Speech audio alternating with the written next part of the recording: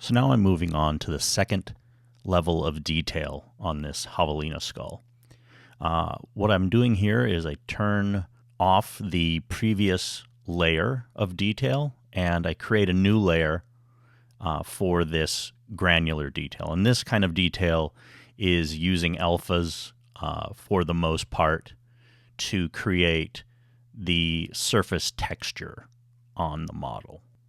It's important here to use a lot of masks, especially with soft edges, to keep the granular detail localized in the areas that you want, and also to control the edges.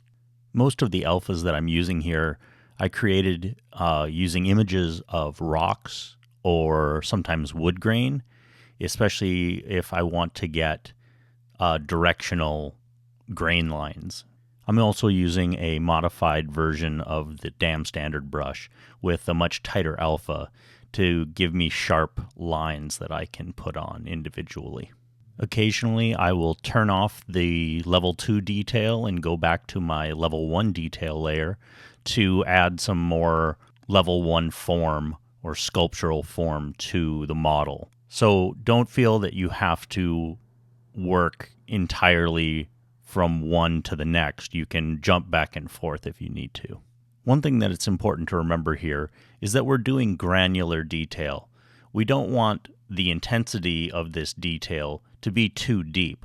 Otherwise, it will start to wipe out the level 1 detail that we put in the previous video. To do this, I drop my Z intensity quite a bit, but I also use the Adjust Last slider after each stroke to really dial in the depth.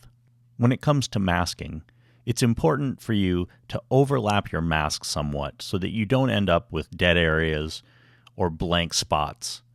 And you want to make sure that your masks have a pretty soft edge to them so that you don't have obvious seams where you laid down your alphas. Pay close attention to the direction of the detail that you're putting down, and whenever possible, try to make that detail go with the movement of the form to help emphasize the gesture. Be aware that even on fairly evenly surfaced objects like this skull, there's going to be areas where the texture changes. That change is very important because you don't want the surface to become boring or too mechanical looking. And make sure that the transitions between areas of texture make sense. You don't want dead spaces or abrupt changes in the texture. You want them to flow from one to the other in a more natural feel.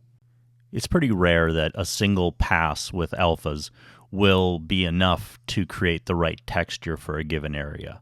Most of the time, it's going to require a couple of passes with different alphas to create the kind of texture that really feels correct.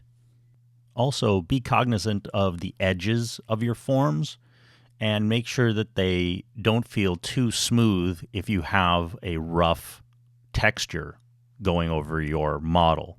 Make sure that the edges match with the textural quality that you have there. If you have too smooth or perfect of an edge, it'll often make rough textured areas look incomplete. Finally, make sure that you're working with symmetry turned off. This kind of texture creates patterns that are pretty easy to recognize, and if you can see them from both sides, it's easy to see where things are repeating. All right. I've said pretty much everything I need to say for this chapter, so I'm going to stop talking here, and I will see you in the last chapter.